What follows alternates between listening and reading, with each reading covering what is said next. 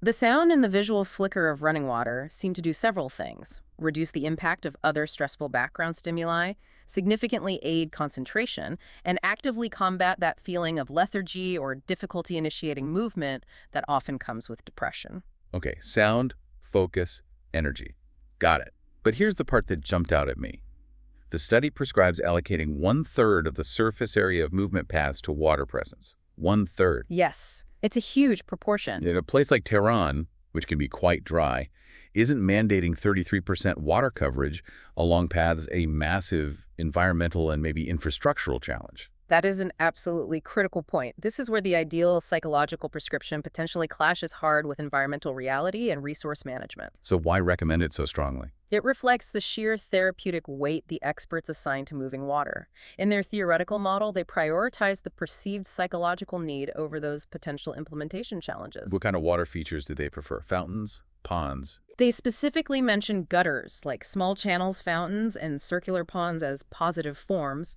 These maximize that visual and auditory engagement. They encourage activity, looking, listening, rather than just static reflection like a still pond might. So it's a high-impact design choice, but also potentially high cost and high resource. Right. Needs careful handling in the real world. Absolutely. It demands very careful environmental balancing during implementation. Finally, in this section, let's look at edges.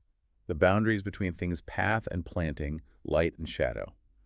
Why are edges so important? Edges are really significant visual cues, especially related to perceived safety. Okay. The consensus among the psychologists was crystal clear. Soft edges provide a much greater sense of security than hard, sharp edges. Soft edges, like curved edges. Exactly. Curved edges had the highest positive effect, scoring way better than any other configuration in the rankings. Broken, jagged edges had the least positive effect, presumably because they feel unpredictable or harsh. And this applies even to shadows. Yes, this principle was considered so fundamental that it extends even to non-physical boundaries. The experts recommended that shadows should also be designed maybe through planting or structures to have smooth, soft, perhaps even porous edges, to minimize any potential perception of them as abrupt or threatening. Hashtag tag 3.4 flooring, color, and material. We've looked up at the light and trees, around to the geometry and edges. Now let's look down. What about the ground beneath our feet? The flooring, the colors, the materials used there. This ties back directly to that goal of boosting concentration and attention, two cognitive functions often impaired by depression. How does flooring help with concentration? The research found that using colorful floorings actually enhances the treatment process. The experts specifically agreed on a palette using yellow, green, and neutral colors, Not just one color, but a mix. often arranged in a geometrical array or pattern. This deliberate patterning seems to help increase attention and improve spatial awareness. And one color stood out, didn't it? Yellow. Yes, yellow was specifically cited as the perfect color for depressed people. Perfect. It's a strong word. Why yellow? Because it seems particularly effective at aiding spatial recognition. It helps define the space clearly, and it also fosters a sense of familiarity, which can be very grounding when someone feels overwhelmed or disoriented. So, in a state of mental fog, yellow provides clarity and warmth.